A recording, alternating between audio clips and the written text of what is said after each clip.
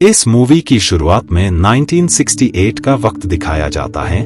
उस वक्त में एक सीरियल किलर रहता था जो कि रात होते ही हर तरफ घूमता रहता था और जैसे ही उसे सामने कोई शख्स नजर आता था वो उसे मार देता था। उसने इतने सारे कत्ल किए होते हैं कि लोग रात को घर से बाहर निकलने से भी डरा करते थे।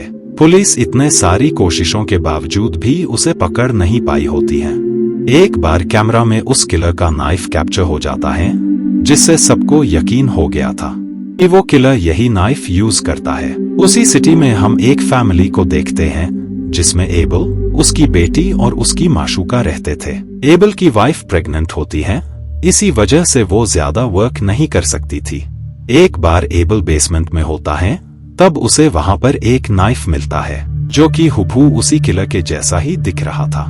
और अब हमें यहाँ रियलिटी का पता लगता है कि असल में वो सीरियल किलर कोई और नहीं बल्कि एबल ही है। लेकिन एबल को अपनी दूसरी पर्सनैलिटी के बारे में कुछ भी पता नहीं था।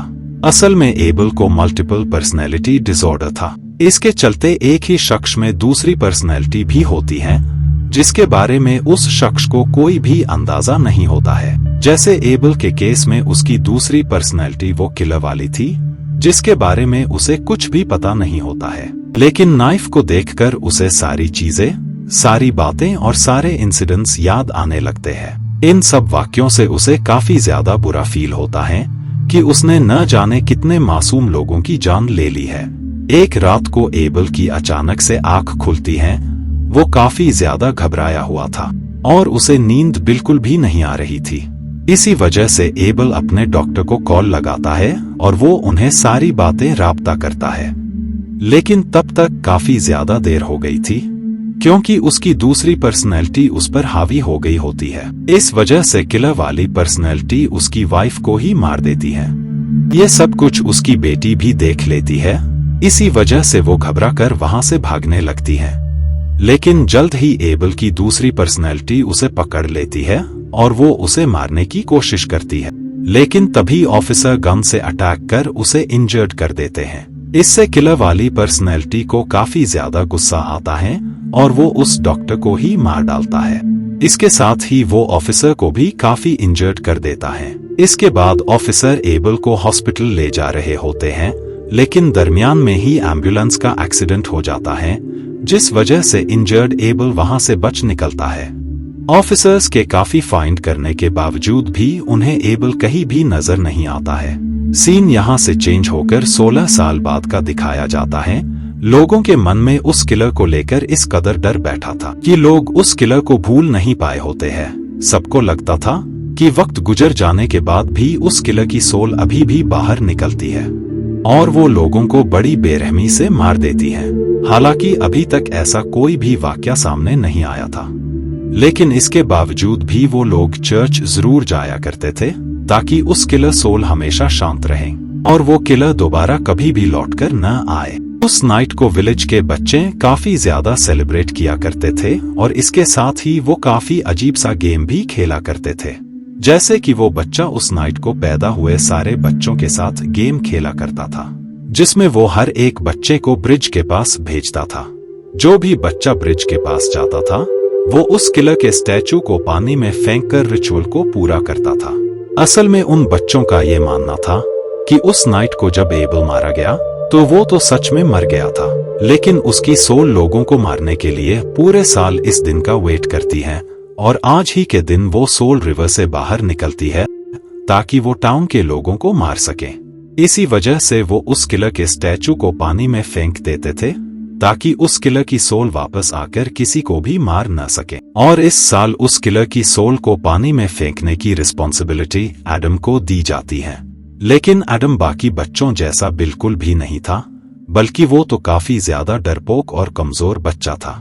इसी वजह से वो वहां पर जाने से डर रहा होता है। और अब हमें पता लगता है कि असल में कोई सोल थी ही नहीं, वो लोग उस किलर के पपेट का यूज करके अपने साथियों को डराया करते थे और ऐसा ही वो इस बार भी करने वाले थे। एडम के वहां आते ही वो लोग पपेट को उसके सामने ले आते हैं। इससे एडम काफी ज्यादा घबरा जाता है और वो उस किलर के पपेट को बिना पानी में फेंके ही वहां से भाग आता है। उसकी इस हरकत की वजह से सारे फ्रेंड्स उसका मजाक बनाने लगते हैं और साथ ही वो उसकी काफी ज्यादा इंसल्ट करते हैं कि एडम कितना ज्यादा डरपोक है। वो पपेट को देखकर भाग गया। बाद में उन्हें पता लगता है कि वाकई ही उनके एक फ्रेंड को उस किलर की सोल ने बड़ी बेरहमी से मार डाला है। ये बात आहिस्ता आहिस्ता फैल जाती है कि उस सीरियल किलर की सोल वापस आ गई है और वो लोगों को दोबारा से बड़ी बेरहमी से मारती जा रही है। कुछ लोगों ने अपनी अलग ही थ्योरी बना ली थी कि एबल कभी मरा ही नहीं था, बल्कि एम्बुलेंस के पलटने के बाद वो वहां से भाग गया था। इसके बाद उसने खुद को हील कर लिया और अब जबकि वो पूरी तरह सही हो गया है तो उसने लोगों को बड़ी बेरहमी से मारना वापस से शुरू कर दिया है।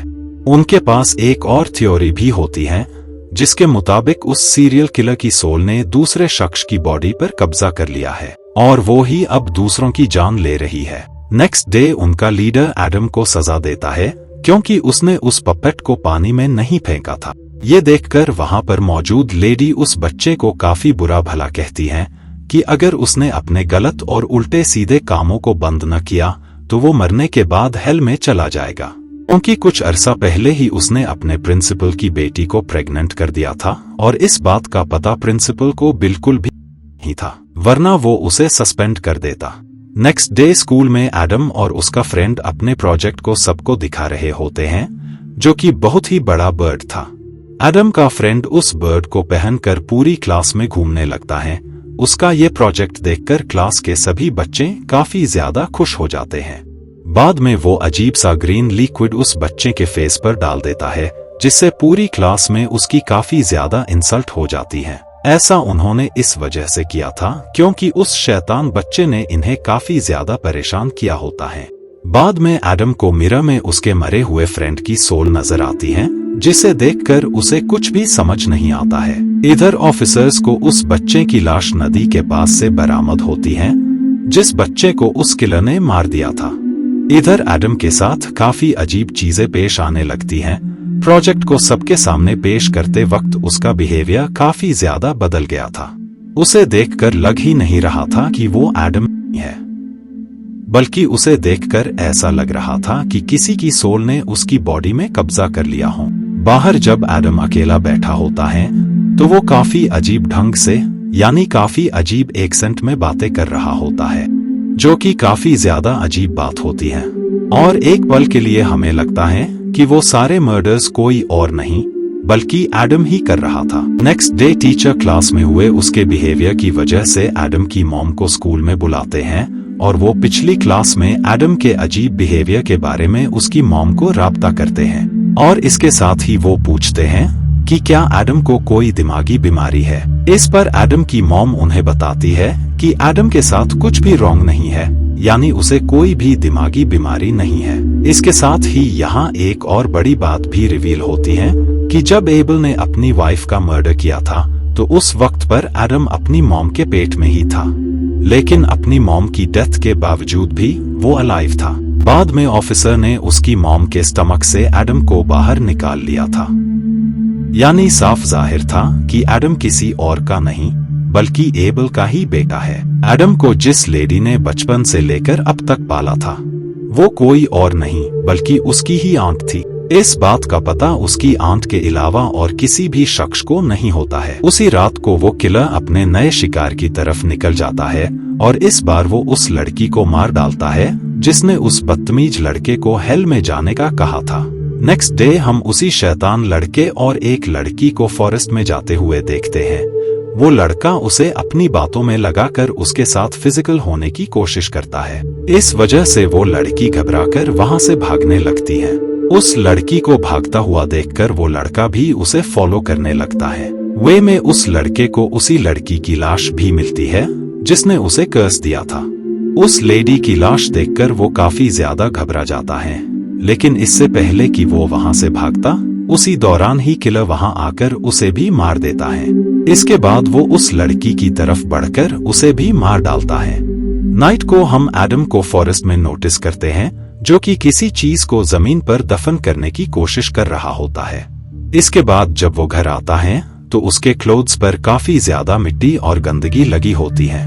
उसकी आंट को कुछ भी समझ नहीं आता है कि एडम के क्लोथ्स पर इतनी ज्यादा मिट्टी क्यों लगी हुई है।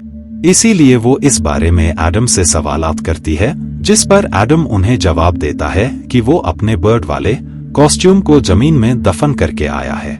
इधर ऑफिसर्स को फॉरेस्ट में उन लोगों की डेड बॉडीज मिल जाती हैं, जिन लोगों को उस किलर ने बड़ी बेरहमी से मार दिया होता है।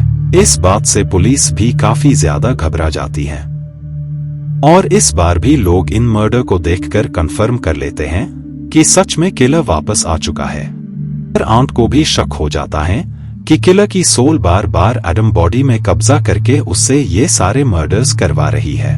इसी वजह से वो उसे चर्च में ले जाने का डिसाइड करती है। एडम को शीशे पर उसकी बहन की सोल नजर आती है और वो उसे नीचे देखने का इशारा करती है। नीचे वही नाइफ होता है जिसे किलर लोगों को मारने के लिए यूज किया करता था।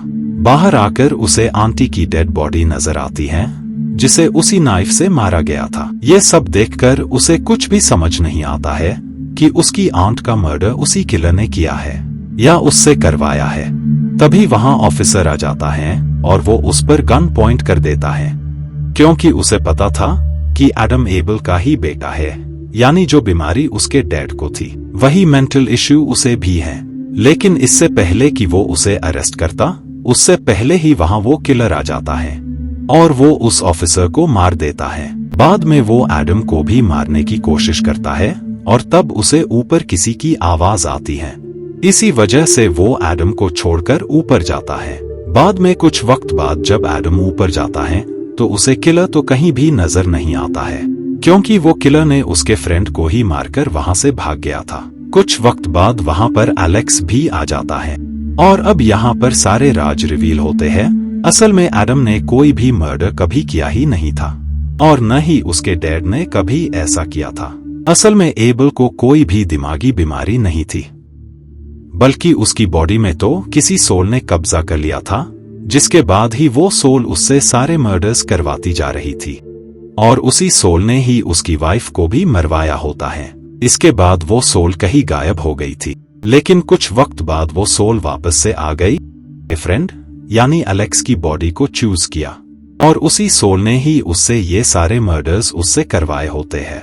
एडम को उसके फ्रेंड्स सोल इस वजह से नजर आती थी क्योंकि उसके मरे हुए फ्रेंड्स की सोल उसके बॉडी में कब्जा कर लेती थी। यही वजह होती है कि एडम अलग अलग तरीके से बातें किया करता था। मूवी के लास्ट सीन में एडम अपने फ्रेंड एलेक्स को मार देता है, जिस वजह से वो बुरी सोल उसकी बॉडी को छोड़कर वहां से चली जाती है और इसी के साथ ही ये मूवी यहीं पर एंड हो जाती है। Thank you so much for watching.